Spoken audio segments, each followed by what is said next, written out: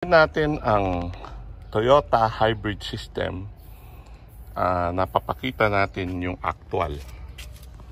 So ang umpisa dyan is itong power switch.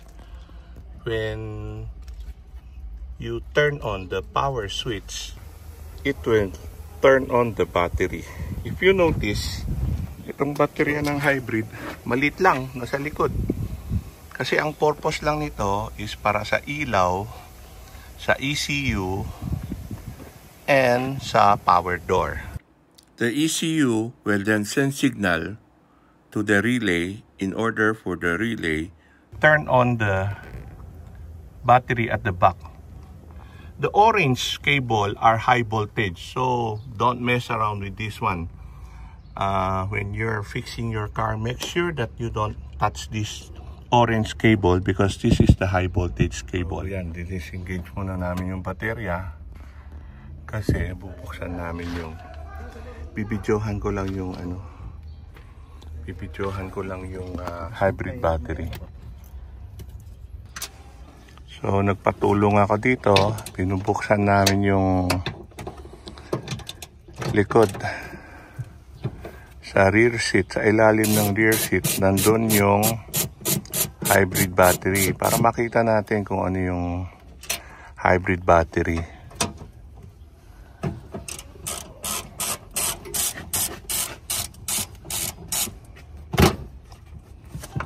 Matrabaho din magbukas nito. Buti may katulong ako dito. Yun.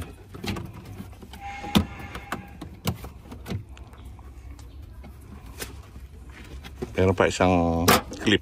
Yan. Yan. Okay. May screw dito sa harap. Dalawa. Yan sa ilalim. Meron isa. Diyan. Yung frame. Tsaka yan. Yung frame dyan.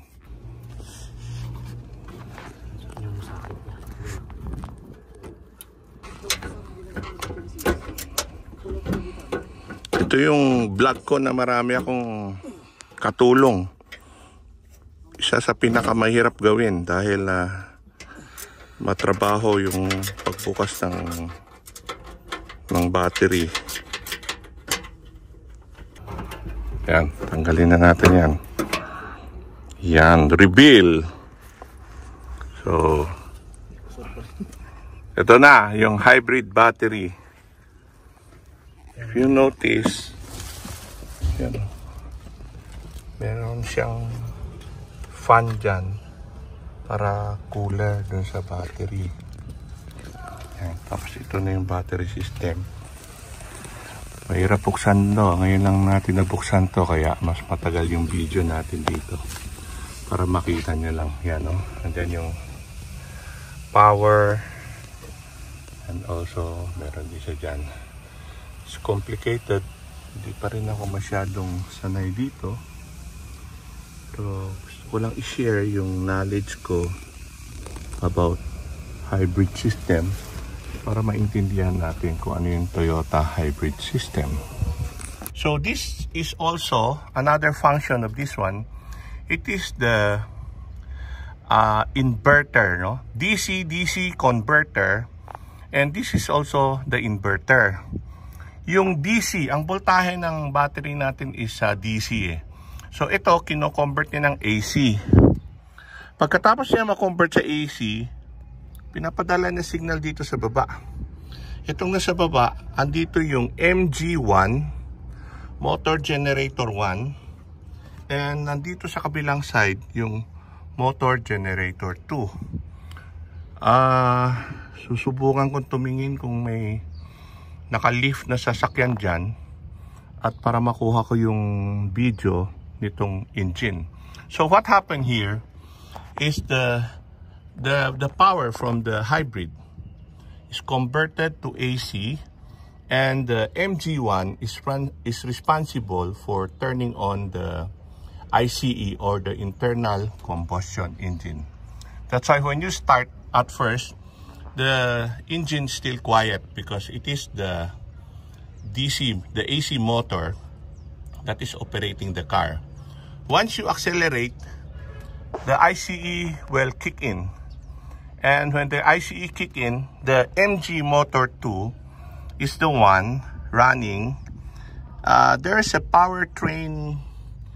It functions like a transmission or clutch that transfer the power or balance the power between the internal combustion engine and the DC power engine.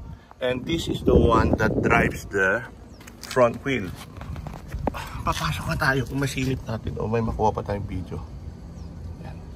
I don't know if may makuha tayong video dito. I'll look for a car na naka-lift. So, pumunta ako dito sa service area. Naghanap ako. Meron isang Altis na hybrid CR Sport. So anyway, parehas naman mga hybrid. Titignan natin tong engine niya. Ano to, Altis. This is the ICE.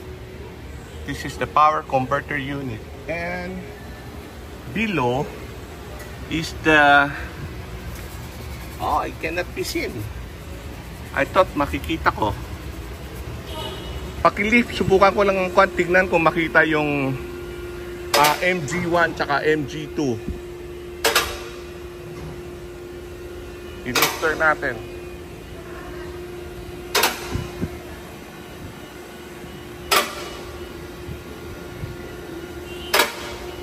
Yan.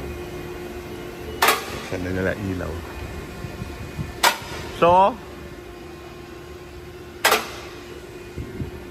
lift ko yung sasakyan. Hopefully, na makita ko. Unfortunately, silyado siya. So look. Silyado siya. So hindi makikita from here. Okay. So I have to use illustration to describe it. Okay. Silyado siya sa ilalim. So it's protected. Wala. Hindi makita. Okay. Sige. Since it's cover and we cannot see it, I will just use illustration to explain the MG1 and the MG2 below the power converter unit. So we will use illustration to explain. The car now is in charging mode, and when in charging mode, as you can see, okay, the engine is running. And then the electric motor, actually the engine is driving the electric motor and the motor is charging the battery. When you step on the brake will have regenerative electric that will also charge the battery. These are the two ways that the battery are being charged. Now, what happened now is when the battery when there's enough voltage in the battery, the engine stopped. The engine stopped, and now it is the battery that is powering the air condition, okay, and the system. Okay, now this is the air condition is being run by the battery right now.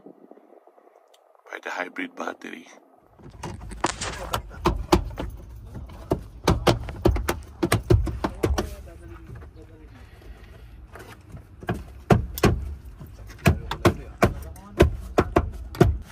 Clip lang dayam day tugaw niya. Dadjay ko na, dadjay seatbelt na. Ayusin yung seatbelt niya. Ayan.